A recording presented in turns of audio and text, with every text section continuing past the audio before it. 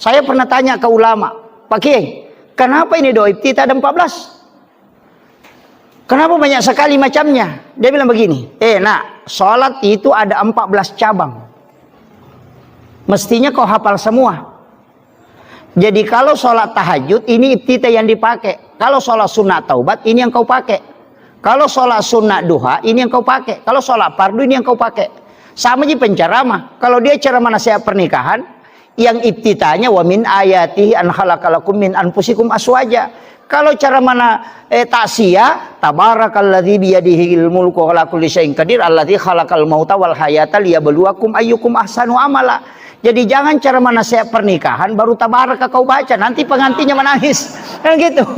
Jadi dia bilang sama aja sebenarnya itu iftitah. Iftitah kan pembuka. Jadi sholat apa yang kau kerjakan, pasangkan dengan iftitahnya. Kalau sholat sunat taubat, iftitahnya itu adalah ismul azam.